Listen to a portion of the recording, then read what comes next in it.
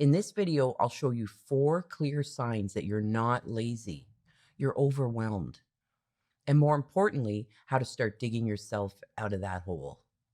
By the end, you'll know exactly how to recognize what's going on, spot the signs of burnout, and take simple steps to finally feel in control again. Does this sound good? Let's dive in.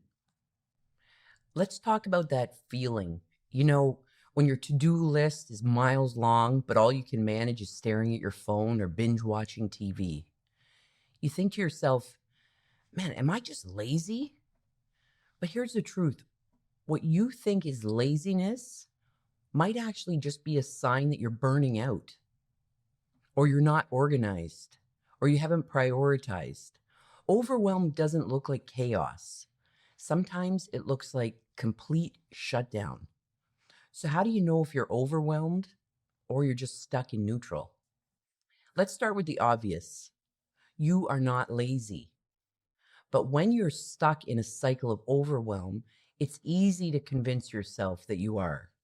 That little voice in your head, the one calling you lazy, that only makes it harder to get anything done. But the truth is, this isn't about laziness. It's about your brain being stuck in survival mode. It's trying to protect you from burnout in the only way it knows how, by shutting down.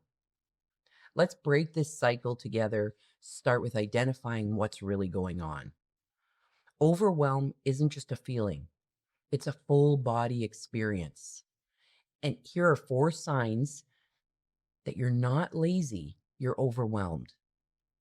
Sign number 1, you're paralyzed by your to-do list. Ever sit down to tackle your day only to find yourself scrolling Instagram or cleaning the kitchen or doing anything else instead? That's overwhelm. Your brain sees the sheer volume of tasks and goes, nope, we're not doing this today. It's not laziness, it's self preservation. Sign 2, you feel exhausted all the time. Overwhelm doesn't just zap your motivation, it drains your energy. Remember, it's a full body experience. You're not tired because you're lazy. You're tired because your brain and body are running on empty, trying to manage too much at once.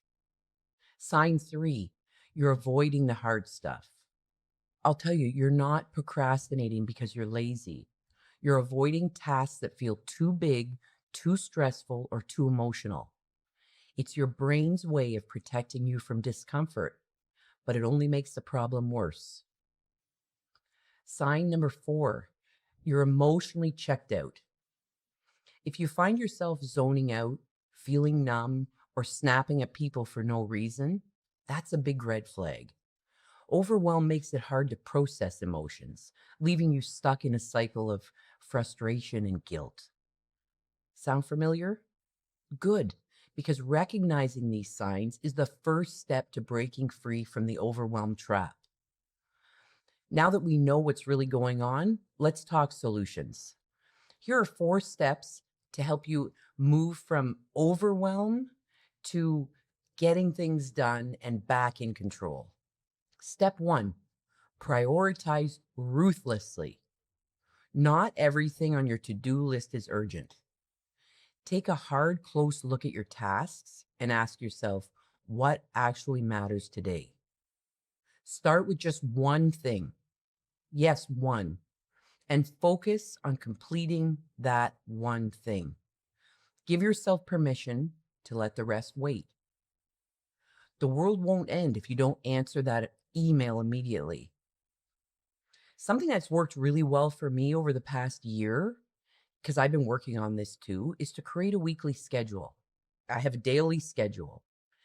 Time to work, time to exercise, time to be with family.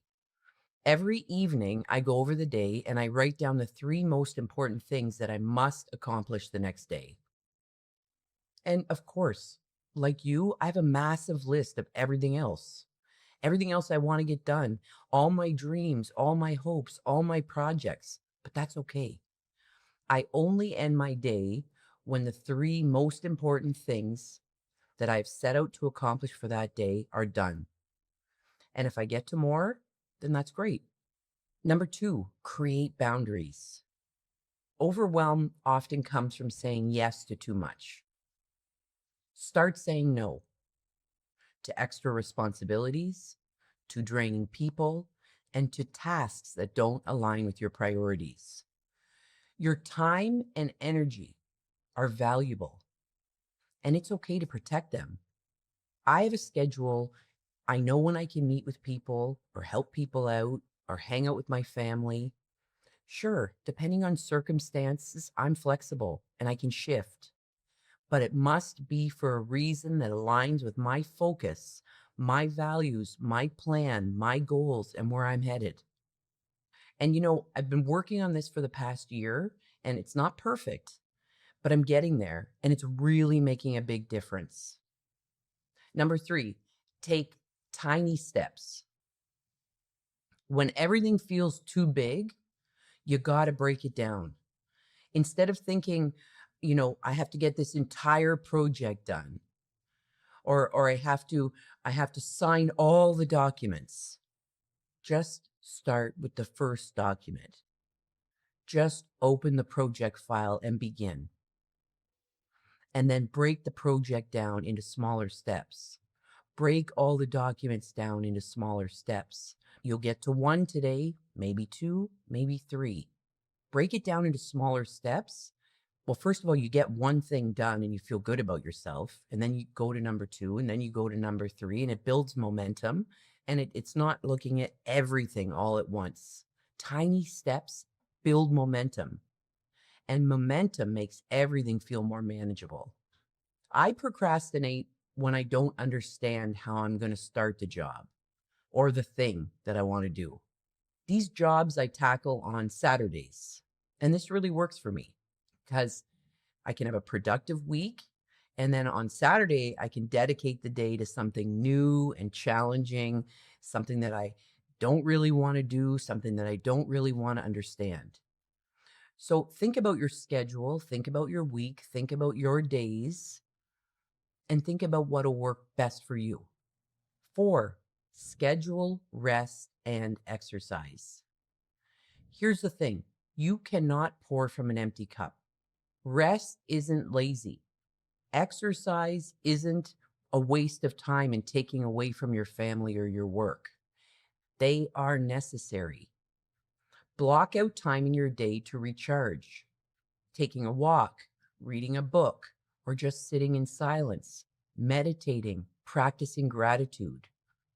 Rest and physical movement gives your brain the space it needs to reset and create energy to move it to the next priority. Sleep is a priority for me now.